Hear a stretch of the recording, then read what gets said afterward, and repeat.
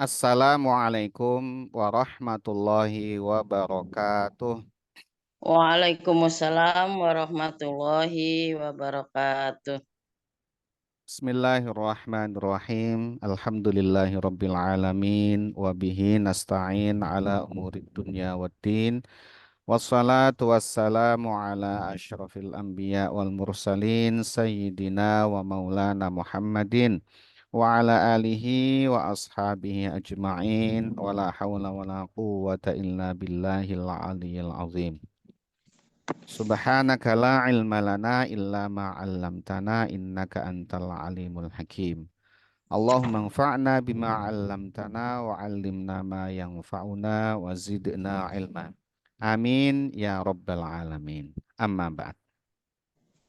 Bapak Ibu hadirin wal hadirat rahimakumullah. Alhamdulillah. Puji syukur sama-sama kita panjatkan kehadirat Allah Subhanahu wa taala atas segala karunia nikmatnya. Salawat dan salam semoga senantiasa terlimpah kepada Nabi Muhammad Sallallahu Alaihi Wasallam, kepada keluarganya, sahabat-sahabatnya, dan para pengikutnya yang senantiasa mengikuti sunnah-sunnahnya sampai hari kiamat.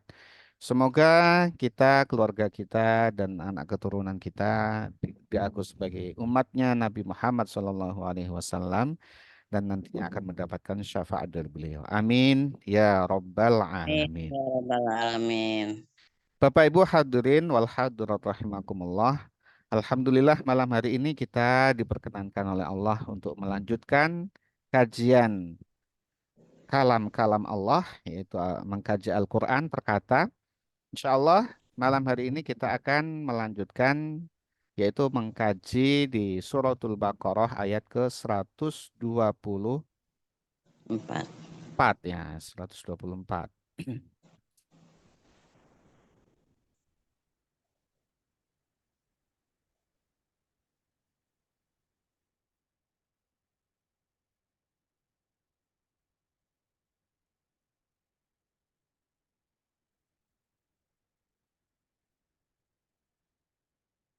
Qala Allahu Ta'ala fi kitabihil karim wa huwa asdaqul qailin. A'udzu billahi minasyaitonir rajim. Bismillahirrahmanirrahim.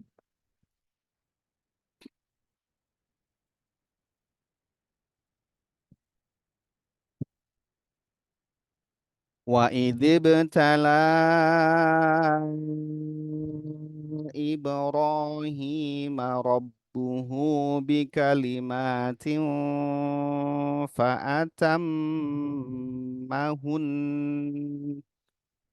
qala inni ja'iluka linnasi imama qala wa min dzurriyyati qala la yanalu ahdiz zalimin.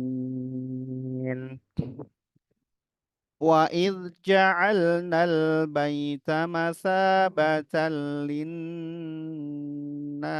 wa amnan wattakhidhu min maqami Ibrahim musalla wa ahidna ila Ibrahim wa Ismail an tahhira baiti an tahhira baiti lit-taifina wal-akifina war-ruk'is sujud.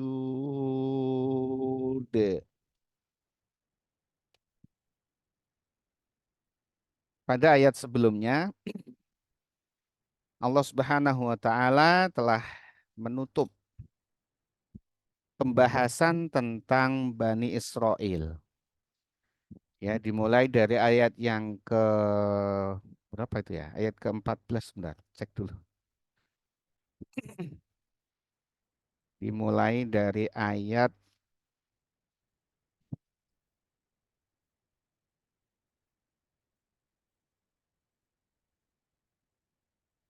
ya, Dimulai dari ayat 40, yaitu Bani Israel diseru oleh Allah Subhanahu wa taala untuk mengingat kembali nikmat-nikmat Allah. Ya, disebutkan banyak sekali nikmat-nikmat Allah Subhanahu wa taala. Ya, di antaranya nikmatnya adalah diselamatkan mereka dari tirani Firaun, kemudian mereka diberikan manna dan salwa, mereka ditunjukkan kekuasaan Allah di depan mata mereka, kemudian diberikan air dan seterusnya. Banyak sekali nikmat-nikmat Allah, dan nikmat yang paling besar adalah dijadikannya para nabi dan utusan itu dari kalangan Bani Israel, sehingga mereka menjadi umat yang dilebihkan, ya, diunggulkan di zamannya. Tetapi juga kita diterangkan oleh Allah Subhanahu wa taala bagaimana sikap mereka, bagaimana mereka mengingkari nikmat-nikmat Allah itu. Ya, mereka sikapnya angkuh, ya. Kemudian bahkan mereka membunuhi para nabinya, ya. Mereka kalau tidak suka, ya, kepada nabinya, itu nabinya dibunuh, ya. Jadi sikap lacut durhakanya kaum Bani Israel begitu jelas diterangkan oleh Allah Subhanahu wa taala sampai 80 ayat, ya. Ini kemudian menjadikan kita umat Islam agar memahami karakter Bani Israel itu, ya, sampai hari kiamat, ya, karakter-karakter mereka itu, dan kita akan selalu hidup bersinggungan dengan mereka. Ya, geopolitik internasional tidak bisa dilepaskan dari peran, ya, mereka itu, ya. Sehingga ketika kita memahami betul tentang karakter mereka, sejarah mereka, ya, maka kita menjadi sikap kita menjadi benar, ya. Bagaimana kita menyikapi mereka dengan petunjuk Al-Qur'an ini. Nah, kemudian ditutup pada ayat yang sebelumnya kita bahas di minggu yang lalu, ya, tentang, ya, dengan menggunakan redaksi yang sama dengan ayat ketika membuka eh, keterangan tentang Bani Israel, yaitu ya Bani Israil azkuru ni'mati allati an'amtu alaikum. Nah, itu ya. Maka setelah itu kemudian Allah menjelaskan kepada kita umat Islam tentang Nabi Ibrahim. Nah, Nabi Ibrahim ini adalah bapaknya Bani Israel, ya, dan juga bapaknya kaum Quraisy, ya, kaum yang tinggal di Arab gitu, ya, keturunan Arab itu juga bisa ketemu ke Nabi Ibrahim. Jadi ini Nabi Ibrahim itu menyatukan semua simpul-simpul yang tadi bermusuhan tadi itu, ya, yang berseteru tadi itu, ya. Terutama adalah Bani Israel terhadap kaum muslimin dan juga orang-orang musyrik yang tidak mengimani Allah Subhanahu wa taala, yang menyekutukan Allah, memusuhi nabi, itu juga mereka, ya, punya sambungan ke Nabi Ibrahim. Jadi baik kaum Yahudi, kaum Nasrani, kaum musyrikin, itu semuanya sumbernya itu keturunan dari Nabi Nabi Ibrahim. Sehingga mereka semua menghormati Nabi Ibrahim. Yahudi juga menghormati Nabi Ibrahim. Yahudi boleh melecehkan Nabi Ismail karena Nabi Ismail itu adalah eh, putranya Nabi Ibrahim dari istrinya Siti Hajar. Yang Siti Hajar itu adalah pembantunya Siti Saroh. Siti Saroh yang melahirkan Nabi Ishak. Nabi Ishak melahirkan Nabi Yakub, terus sampai Bani Israel. Nah, mereka menganggap bahwa keturunan dari Nabi Ismail itu adalah keturunan pembantu, gitu ya, keturunan budak, gitu ya, keturunan budak. Boleh itu sama-sama ayah, ya, tetapi dia dari ibu yang statusnya adalah pembantu, sehingga mereka melecehkan keturunannya Nabi Ismail sampai ke Nabi Muhammad SAW. Itu yang menjadikan mereka itu betul-betul tidak terima gitu. Kenapa? Nabi akhir zaman itu kok dari keturunan ibu yang pemuda gitu ya, ibu yang pembantunya Siti Saroh tadi. Kok bukan dari kami yang keturunan keturunan majikan gitu ya. Tetapi dengan Nabi Ibrahim alaihi salam, ya mereka sama-sama hormat. Nah ini ya, ini ditarik oleh Allah Subhanahu Wa Taala, kisah semua Bani Israel ingat ini Ibrahim. Ya, Ibrahim itu ya adalah ya bapak kalian semuanya. Tetapi Nabi Ibrahim membawa ajaran tauhid, syariat-syariatnya, ya, dan itu sesuai dengan syariatnya Nabi Muhammad SAW. Ajarannya sama, sealur, segaris dengan Nabi Ibrahim. Sehingga kalau kalian caci maki ajarannya Nabi Muhammad SAW, kalian ingkari ajarannya Nabi Muhammad SAW, pada dasarnya kalian juga mengingkari ajaran ayah kalian yang kalian hormati. Ini tidak bisa mengelak ini Bani Israel itu. Kalau dengan tadi itu bisa melecehkan, tapi dengan Nabi Ibrahim nggak bisa melecehkan. Nah ini ditarik supaya mereka semakin ini itu, semakin hujahnya itu semakin semakin kalah gitu ya Bani Israel itu. Bahwa harus mengikuti Islam, harus mengikuti Nabi Muhammad SAW. Gitu. Kalau kalian ingkari, ini ajarannya sama dengan ajarannya Nabi Ibrahim alaihi salam. Itu ya. Jadi ini kemudian menarik lagi ke atasnya, yaitu adalah ke Nabi Ibrahim alaihi salam.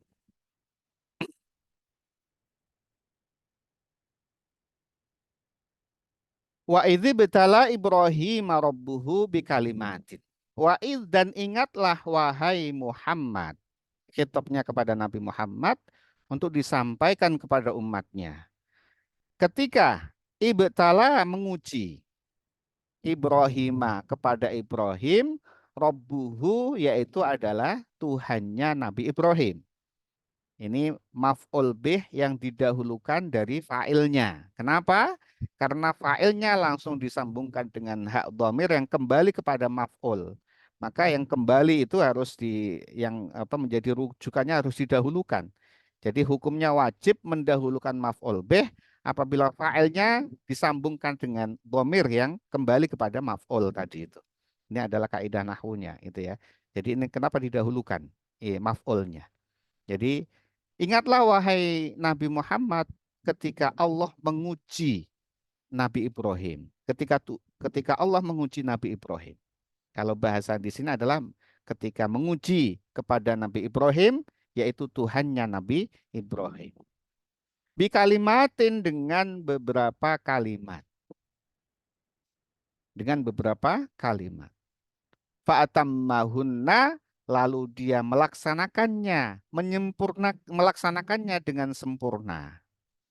Jadi ini kalau diungkap sebenarnya rahasia bahasanya sangat dalam sekali, sangat luar biasa di sini itu ya. Mungkin tidak terungkap oleh saya itu. Jadi beberapa perintah Allah Subhanahu wa taala kepada Nabi Ibrahim, larangan Allah kepada Nabi Ibrahim itu segera dilaksanakan dengan sempurna oleh Nabi Ibrahim. Apa perintah-perintah Allah itu? Ujian-ujian Allah itu kepada Nabi Ibrahim itu sangat berat sekali. Mulai dari masa mudanya, ya, bahkan masa kecilnya, ya. Kemudian beliau menghadapi Namrud, raja yang luar biasa kezolimannya, mengaku sebagai Tuhan. Itu dihadapi oleh Nabi Ibrahim alaihissalam. Nabi Ibrahim muda waktu itu. Ya, berhadapan dengan raja diraja waktu itu. Namrud itu salah satu dari 4 raja dunia. Jadi raja itu belum tentu menjadi raja dunia. Kalau raja dunia itu dia menguasai seluruh dunia. Kekuasaannya itu menjangkau ke seluruh dunia. Taat kepada tunduk patuh kepadanya, Namrud itu. Sehingga saat itu nyaris tidak ada yang melawan Namrud, tidak berani. Maka Namrud menjadi pongah dan mengaku sebagai Tuhan. Ya, memaksa rakyatnya menyembah dia, nyembah kepada dia. Ini Nabi Ibrahim melawannya. Sampai kemudian diceritakan Nabi Ibrahim menghancurkan berhala-berhalanya Namrud dan kemudian menyisakan satu, ya, terjadi dialog yang begitu begitu hebatnya, ya, akhirnya kemudian Nabi Ibrahim dihukum, dipaksa untuk di dihukum, ya, dihukum, yaitu dibakar di api yang sangat panas sekali, ya. Itu ujian, semuanya itu dilakukan oleh Nabi Ibrahim. Kemudian beliau berkeluarga, ya, keluarga lama diuji tidak punya anak, sampai kemudian beliau menikah dengan Siti Hajar, ya, dengan Siti Saroh, lama tidak punya anak. Dengan Siti Saroh pun liku-liku cinta kehidupannya pun berliku, ya, sampai diuji di tengah-tengah kehidupannya Nabi Ibrahim dengan Siti Saroh, dengan seorang yang eh, memperbudak seksual gitu, ya, hampir menyetubuhi Siti Saroh. Kalau bukan karena doanya Nabi Ibrahim, maka dia sudah disetubuhi oleh Siti Saroh, oleh penguasa tadi itu. Ya, bukan Namrud, tapi ini Namrud sudah setelah Namrud. Nah, kemudian lama tidak punya anak, sabar juga. Kemudian menikah dengan Hajar, punya anak Ismail, kemudian diperintah Allah Subhanahu wa taala untuk menyembelihnya, ya. Sebelum diperintah sembelih itu harus dibawa keluar dari Syam karena berseteru dengan Siti Saroh itu, Siti Hajar. Kemudian dibawa ke eh, Saudi Arabia sekarang ini, ya, di Mekah, tanah tandus kering, tidak ada apa-apa, satu pun tidak ada manusia, tidak ada pohon, tidak ada air, ya, ditempatkan di situ. Kemudian lahir Nabi Ismail, kemudian sampai kemudian ditinggal lagi, diperintahkan oleh Allah untuk ditinggal lagi itu keluarganya Siti Hajar dan Nabi Ismail, ditinggal lagi, setelah berapa lama kembali lagi, malah disuruh menyembelih anaknya. Ujian demi ujian itu diberikan kepada Nabi Ibrahim alaihissalam, dan semuanya dijalankan oleh Nabi Ibrahim alaihissalam dengan sempurna. Sempurna yang dimaksud di sini adalah tanpa tanpa ini sedikit pun, tanpa melawan sedikit pun, dan tanpa kurang sedikit pun. Kurang sedikit pun tidak ada. Dan tidak juga memperlambat. Nah, karena kita kan juga ada, ya, melaksanakan perintah itu, ya, kekurangannya, ada kekurangannya. Atau menjalankannya tapi berlambat-lambat. Ah, nanti-nanti, ya. Sholat, nah, nanti-nanti. Jadi puasa nanti-nanti. Punya hutang puasa nanti-nanti. Sampai mepet Ramadan baru mau dibayar. Kadang-kadang udah berburu dengan waktu ini. Ya, Ramadan tinggal 10 hari, hutangnya 9 hari. Ini kayak berpacu dengan waktu. Itu tadi nanti-nanti-nanti. Tidak segera. Fa'atam mahunna yang menggunakan ya. Malah lalu segera dilakukan oleh Nabi Ibrahim alaihissalam dengan sempurna, tanpa kekurangan dan tanpa berlambat-lambat. Ini maksud dari sempurna adalah tanpa kekurangan, tanpa perlawanan, bahkan menyembelih anaknya mau disembelih Nabi Ibrahim. Ya, tidak dikalahkan karena ini perintah Allah Subhanahu wa taala. Kecintaannya kepada anaknya dikalahkan oleh perintahnya Allah Subhanahu wa taala. Tidak dibantah sedikit pun, dilaksanakan dengan sempurna dan tidak memperlambat. Maka semua ujian itu dilakukan dengan sempurna. Maka kemudian qala, berfirman Allah Subhanahu wa taala kepada Nabi Ibrahim, "Ini sesungguhnya aku ja'iluka, menjadikan engkau Nabi Ibrahim, wahai Ibrahim, linnasi, bagi manusia, imaman, menjadi pemimpin." Nah, imaman di sini itu pemimpin, yang dimaksud pemimpin adalah nubuwah, menjadi nabi. Nabi untuk seluruh manusia. Ini Nabi Ibrahim. Ya, dan diakui oleh semuanya ini. Oleh Bani Israel juga mengakui kenabiannya Nabi Ibrahim. Ya, taat dan hormat sekali dengan Nabi Ibrahim. Meskipun dengan Nabi Muhammad memandang sebelah mata, memicingkan matanya, melecehkannya, mengingkarinya, membelakanginya, bahkan membuangnya. Itu dengan Al-Quran. Tapi dengan Nabi Ibrahim, Bani Israel itu hormat, begitu menghormati Nabi Ibrahim. Ini kehebatannya Nabi Ibrahim itu. Kemudian Nasrani juga menghormati Nabi Ibrahim. Tidak mau percaya kepada Nabi Muhammad, tapi dia percaya kepada Nabi Ibrahim. Orang musyrik Mekah,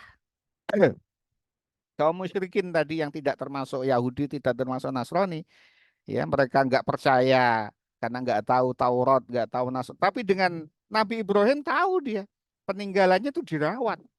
Itu Mekah dengan Ka'bahnya itu dirawat. Bahkan orang yang apa khidmah terhadap Ka'bah itu menjadi orang terhormat, keluarga terhormat, dihormati itu yang merawat Ka'bah itu, ya. Itu dihormati sekali oleh mereka karena hormat kepada Nabi Ibrahim alaihissalam. Jadi kenapa Nabi Ibrahim alaihissalam diangkat sebagai imam, sebagai nabinya seluruh manusia?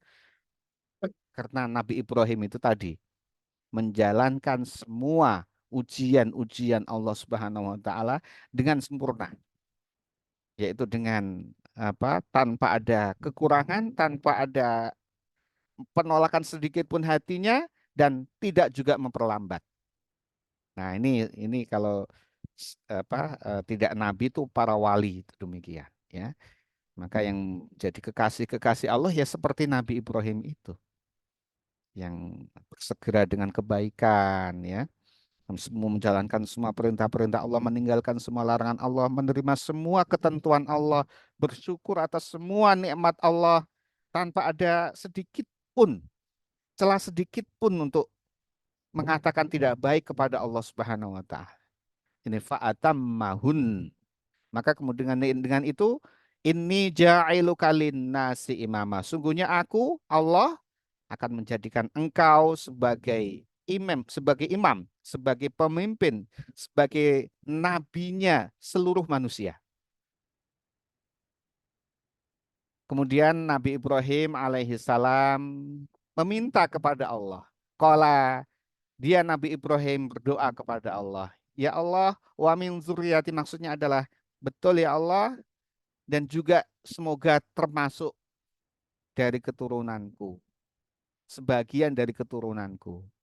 Yang meminta kepada Allah agar juga menjadikan sebagian dari keturunan beliau itu menjadi nabi.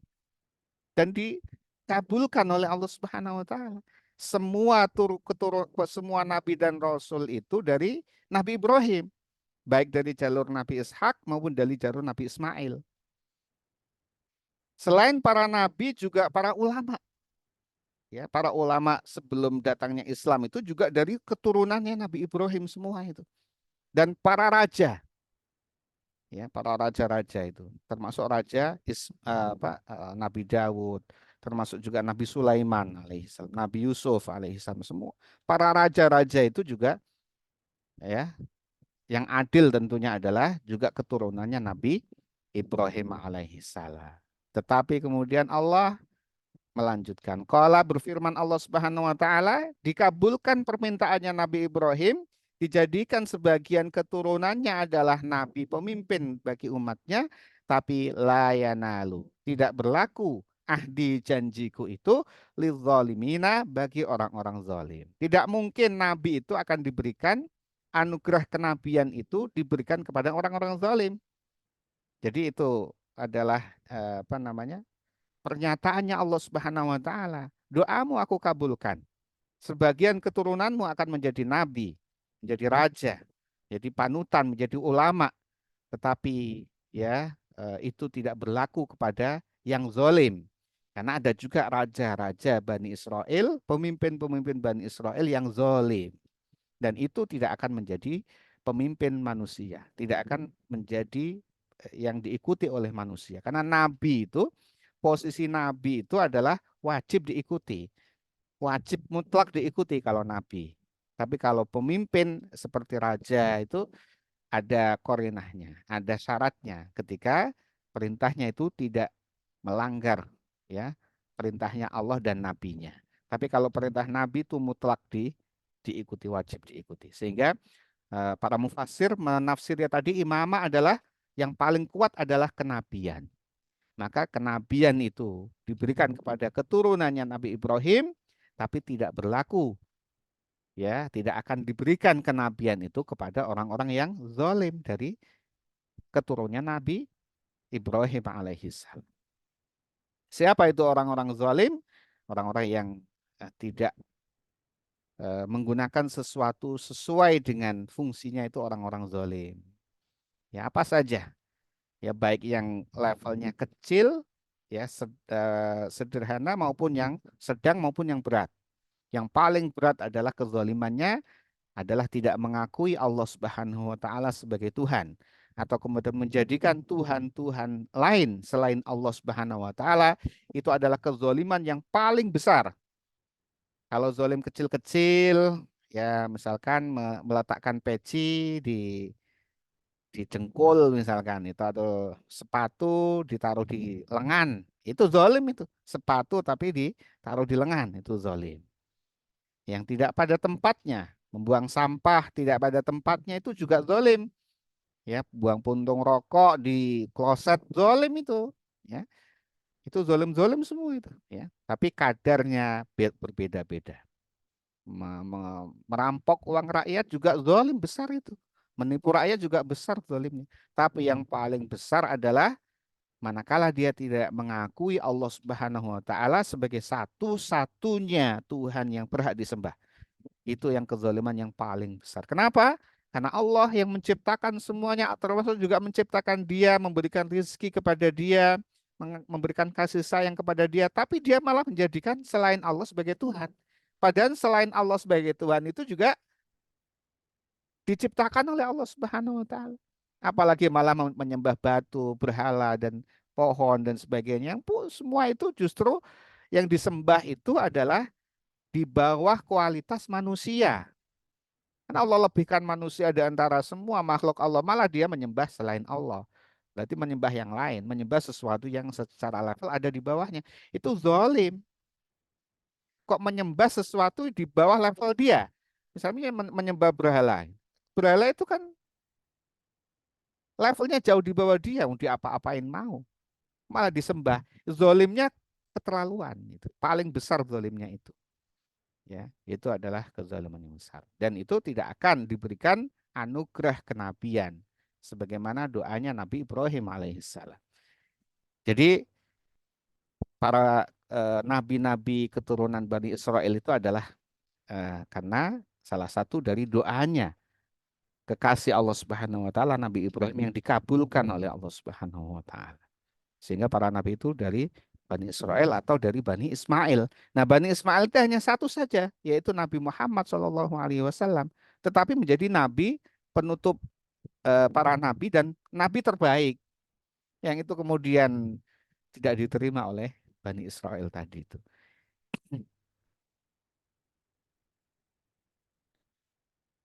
Wa id ja'alnal baita mathabatal linnasi wa amna. Dan dilanjutkan ya tentang Nabi Ibrahim ini. Peninggalan-peninggalan Nabi Ibrahim ini. Wa id ja'alna, dan ingatlah wahai Muhammad ya, untuk disampaikan kepada umatnya, umat engkau. Id ja'alna, ketika kami jadikan al-baita, yaitu Ka'bah, di alnya nilil ahdi. Maksudnya tidak ada maksud selain Ka'bah, itu tidak. Al lil ahdi. Sudah jelas yang dimaksud adalah Ka'bah. Di al ini banyak sekali jenisnya. Yang di al di sini adalah al lil ahdi. Tidak ada yang lain. Ka'bah yang dimaksud di ayat ini. Dan ingatlah ketika kami menjadikan Ka'bah itu di eh, Masjidil Haram masabatan, sebagai tempat berkumpul linnasi, bagi manusia. Masya Allah. Ini sudah apa di udah di nas oleh ayat ini, dan tidak ya tidak bisa dipungkiri, itu fakta demikian sampai hari kiamat. Dijadikan Ka'bah itu sebagai tempat yang banyak dituju oleh manusia. Sehingga di sini disampaikan sebagai tempat berkumpul manusia. Wa amna, dan tempat yang aman. Ya, tempat yang diberikan rasa aman di sana. Baik aman karena pertikaian, aman karena apa namanya, kekurangan bahan pangan, paceklik tidak ada terjadi di Mekah, Baitullah, di Masjidil Haram, di sekitar Masjidil Haram, tanah haram itu paceklik itu tidak akan ada. Di tempat lain boleh ada paceklik, tapi di sini tidak ada. Bahkan di mana-mana nggak ada, di situ ada. Ya. Segala macam buah-buahan ada di sana sampai hari kiamat. Dan dijadikan manusia hatinya tertuju kepadanya. Kalau sudah sampai ke sana, kemudian dia balik lagi, itu ada rasa ingin lagi kembali ke sana. Itu dijadikan seperti itu. Sehingga tidak bisa dibendung itu. Kalau seandainya tidak dibatasi jumlah jamaah haji, itu akan tidak terbatas sampai ke sana. Hanya karena dibatasi kuota tahun misalkan 2 juta, tahun 2023 1,8 juta, ya itu dibatasi seperti itu, ya sehingga antriannya jadi panjang. Kalau dibuka itu wah, nggak ada batasnya itu, akan datang semua ke situ manusia. Akan hatinya memang ditujukan menuju ke Baitullah itu. Ketika melihat Ka'bah, ya itu ada rasa sendiri, ya. Dan ini memang sudah dinas oleh Allah Subhanahu wa dalam Al-Qur'an ini. Kalau kemudian orang menerima Al-Qur'an ini bukan firman Allah, bagaimana bisa gitu ya? Ini firman Allah Subhanahu wa taala yang Maha tahu dan terbukti gitu. Wattakhidhu mim maqami Ibrahim musalla. Wattakhidhu ini ada yang membaca wattakhadhu. Jadi ini yang membaca adalah Imam Nafi' dan Ibnu Amir. Ini ya, salah satu dari qiraah sab'ah dan benar. Kalau masih dalam qiraah sab'ah itu benar. Jadi yang sering kita baca, yang kita baca itu salah satu dari 7 macam bacaan di dalam Al-Quran. Ya, ini salah satunya adalah wattakhadhu. Kalau kita wattakhidhu, Imam Asim, ya. Kalau kemudian Imam Ibnu Amir dan Imam Nafi adalah wattakhadhu. Khoknya di harokat fathah. Kalau wattakhidhu ini fi'il amar, kalau wattakhadhu itu adalah fi'il madhi. Jadi kalimat berita, kalau wattakhidhu adalah kalimat perintah. Nah, kalau wattakhidhu dan jadikanlah kalian umat Islam mim maqami Ibrahim musalla. Tapi kalau wattakhadhu dan mereka menjadikan, mereka itu adalah keturunannya Nabi eh, Ibrahim alaihi salam, ya, itu menjadikan makom Ibrahim sebagai tempat sholat. Dua-duanya benar, ya, karena semua biriwayah, bukan dengan biriwayah sampai kepada Nabi Muhammad SAW itu bacaan wattakhodu dan wattakhidu. Nah, kalau kita ya wattakhidu dan jadikanlah mim maqami Ibrahim sebagian dari makom Ibrahim itu batu tempat Nabi Ibrahim ya membangun Ka'bah bersama Nabi Ismail alaihissalam musola sebagai tempat sholat. Jadi sholat di di makom Ibrahim. Itu ada batu, kemudian Ka'bah. Jadi menghadap ke Ka'bah itu. Jadi batu itu di antara kalau orang sholat menghadap Ka'bah itu, makom Ibrahim itu ya ada di depannya, bukan di atasnya, bukan. Jadi dijadikan makom Ibrahim itu sebagai tempat sholat. Sebagai wujud syukurnya kepada Allah Subhanahu wa Ta'ala, yaitu dijadikannya Baitullah, dijadikannya Makkah sebagai tempat berkumpulnya manusia, tempat tertujunya hati manusia itu ke sana. Wa'ahidna ila Ibrahim. Wa'ahidna dan kami wasiatkan ila Ibrahim kepada Nabi Ibrahim wa Ismail dan Nabi Ismail antohiro agar keduanya membersihkan baiti rumahku yaitu Baitullah dibersihkan dari ya dari hal-hal yang tidak patut. Ya, ini perintahnya juga sampai kepada Nabi Muhammad SAW dan kemudian para umatnya. Hanya saja ketika Nabi turun temurun terus menerus ini semakin lama semakin jauh dari umat ini semakin jauh dari kebenaran, dari tauhid. dari Nabi Ibrahim alaihissalam ketika membangun Ka'bah itu, ketika memperbaiki Ka'bah itu. Ya, ada riwayat yang menyebutkan yang membangun pertama kali itu bukan Nabi Ibrahim, ya, yaitu maka Nabi Ibrahim dan Nabi Ismail membersihkan dari semua itu. Ya, di perintah Allah itu, dari berhala-berhala itu tidak akan ada di situ. Tapi kemudian zaman demi zaman manusia makin tidak paham, makin tidak tahu kebenaran. Ya, karena nabi-nabi itu ada di Syam, di Bani Israel sana, ya, di Palestina, di sana itu keturunannya Nabi Ishak, Nabi Yakub, ya di sana di Mesir dan di Palestina di sana itu. Sedangkan di Arab Saudi keturunannya Nabi Ismail alaihissalam nggak ada nabi itu. Sehingga makin jauh, makin jauh, makin jauh, makin buta, makin tidak tahu, ya. Sehingga kemudian sampai pada masa jahiliyah itu banyak berhala di situ. Banyak ratusan berhala di sekitar Ka'bah itu. Kotor semuanya itu. Kenapa demikian? Yaitu tadi karena ya mereka makin jauh dari pegangan, makin jauh dari sumber itu. Maka kemudian Nabi Muhammad SAW diutus ya eh, ketika peristiwa Fathul Makkah semua dibersihkan. Semua dihancurkan apa itu berhala-berhala di sekitar Ka'bah itu dan seterusnya sampai hari kiamat. Litaifina untuk orang-orang yang tawaf, tawaf ya di Ka'bah. Jadi ibadah yang paling baik di Ka'bah ya di Baitullah itu ya tawaf. Kalau dengan sholat lebih utama tawaf itu. Ya, kalau di luar tentu sholat. Kalau khusus di Ka'bah itu tawaf. Tapi waktunya sholat ya harus sholat. Ya. Tetap sholat. Hanya saja keutamaannya lebih ditekankan untuk tawaf. Karena nggak bisa tawaf di tempat lain.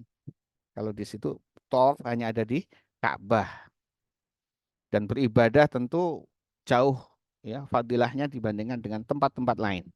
Sholat, iktikaf dan seterusnya. Wal akifina dan untuk orang yang iktikaf, warukai dan orang-orang yang ruku, sujud dan orang-orang yang sujud.